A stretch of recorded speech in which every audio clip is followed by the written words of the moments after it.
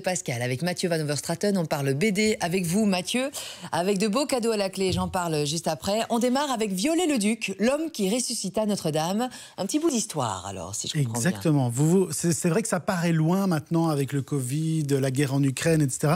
Mais vous vous souvenez sans doute du 15 avril 2019, il y a 3 ans, un jour noir pour Notre-Dame de Paris. Ce jour-là, des milliers de Parisiens, des millions de téléspectateurs assistent médusés à l'incendie d'un des édifices les plus célèbres au monde. Il y en a beaucoup qui croient à ce moment-là, peut-être que vous l'avez cru, que la cathédrale est sur le point de s'effondrer, carrément, qu'elle va disparaître. On voit les images, c'est impressionnant. Les images sont impressionnantes. On a vu tomber la flèche. On a vu tomber la flèche et grâce aux efforts des pompiers, la vieille dame finit par être sauvée de justesse. Alors cet épisode dramatique, il a déjà inspiré un film, le film de Jean-Jacques Hano, Notre-Dame brûle, une bande dessinée aussi de Stéphane Bern qui s'appelle La Nuit du Feu. Mais dans cette BD-ci, qui s'appelle Viollet-le-Duc, et vous verrez qu'il y a un rapport avec la flèche, on découvre qu'en réalité, ce n'est pas la première fois que Notre-Dame était menacée de disparition, puisqu'on va remonter plus loin dans le temps, jusqu'à la première moitié du 19e siècle, aux alentours de 1830. Et à ce moment-là, on a sérieusement envisagé de détruire Notre-Dame. Alors pourquoi ? Parce que la cathédrale n'était plus en très bon état, elle avait été un peu saccagée au moment de la Révolution française. On l'utilisait un peu pour tout et n'importe quoi, pour stocker du vin notamment. Et les gens de l'époque étaient assez peu enthousiastes à l'idée de la restaurer, parce qu'on trouvait à ce moment-là que l'architecture gothique, c'était un peu une architecture de barbares, une architecture dépassée, moyenâgeuse. Mais quelques hommes déterminés vont sauver Notre-Dame, vont changer la donne. Il y a bien sûr Victor Hugo, qui a consacré l'un de ses plus célèbres romans à Notre-Dame de Paris. Et aussi Prosper Mérimée, qui était un autre écrivain célèbre, mais qui exactement, mais qui à l'époque était aussi inspecteur général des monuments historiques. Et c'est lui qui va dénicher la perle rare, capable de redorer le blason de Notre-Dame de Paris. Et on y arrive, cet homme, c'est... Viollet-le-Duc. Eugène Viollet-le-Duc, exactement. L'homme de la flèche. L'homme de la flèche. Alors il avait aucune expérience, pas de diplôme d'architecture. Il était en froid avec l'Académie des Beaux-Arts. Mais par ça fait contre, beaucoup. Oui. Alors pourquoi on est venu le chercher? On se dit pourquoi on est venu le chercher. C'est le fils du commanditaire. Non, en fait, c'était un véritable passionné du gothique et de l'architecture médiévale.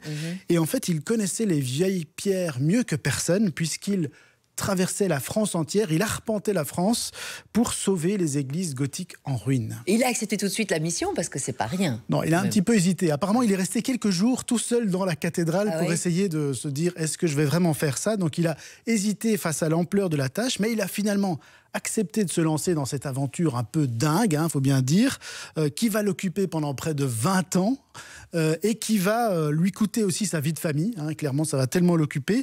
Mais il va faire des miracles, malgré les obstacles techniques, malgré les obstacles financiers. Il va redonner sa splendeur à Notre-Dame et il va même se permettre de la réinventer, puisque c'est lui qui a rajouté cette fameuse flèche gothique. Elle n'y était pas, celle qui est tombée le 15 avril 2019. Est-ce que c'est pas un peu classique comme BD? Moi j'adore. Moi j'adore, dès qu'on touche à l'histoire, j'aime bien les dessins. Mais c'est vrai que moi, honnêtement, un tout petit peu. Oui, honnêtement, en voyant la couverture, je me suis dit, oulala, on est dans de la bande dessinée classique, historique. Les histoires de l'oncle Paul. Exactement, donc j'ai eu un peu peur, mais il ne faut pas se fier aux apparences, parce que les auteurs espagnols, c'est marrant que ce soit 2 Espagnols qui ont fait cette BD, parviennent à insuffler beaucoup de vie et d'humanité à leurs personnages. Donc c'est une histoire, c'est une leçon d'histoire, mais qui est racontée avec passion, avec pédagogie. Vous savez, à l'école, on avait des professeurs qui nous passionnaient. C'est un peu ça. Moi, c'était Monsieur Wirtz. Voilà. Enchanté. On a l'impression d'être face à des professeurs passionnés qui parviennent vraiment à nous captiver. Alain Decaux raconte. Exactement, mais pour le destin dingue de ce Viollet-le-Duc. Et du coup, est-ce que ça pose la question de la rénovation de Notre-Dame? Et est-ce qu'il faut rénover à l'ancienne ou est-ce qu'on peut moderniser? À mon avis, Viollet-le-Duc n'est plus fort disponible. Non, mais parce que c'était le débat déjà pour lui. Lui, non, mais par contre, ça pose effectivement la question de la restauration, parce que, justement, Viollet-le-Duc, il a à la fois respecté le passé et ajouté de l'audace et de la créativité. Donc peut-être que c'est une bonne source d'inspiration pour la restauration actuelle de Notre-Dame. Et on a l'image de cette flèche, non, de Notre-Dame? Je pense qu'on doit la voir, absolument. C'était tout au-dessus, tout le monde, voilà. Mais tout le monde se souvient de cette flèche. Et en fait, il y avait des statues aussi sur la flèche. Heureusement, les statues étaient à l'abri au moment de l'incendie. Merci Mathieu. Donc une BD à lire, Viollet-le-Duc. Viollet-le-Duc, l'homme qui ressuscita Notre-Dame. C'est ce que j'ai à vous offrir là maintenant, avec aussi Mythe et Meuf. Mythe et Meuf avec un tout autre genre. univers, Tout mais autre bien genre. sûr, mais c'est ça qui est chouette dans le monde des BD. On passe de l'un à l'autre. Qui veut repartir avec ces deux beaux ouvrages? On joue par SMS au 6003. Démarrez votre message par jouons, parce qu'on va jouer dans 5 minutes. On joue ensemble tout à l'heure. Jouons, nom, prénom, coordonnées complètes, adresse mail, tout ça au 6003. 75 cents par message envoyé. Bonne chance.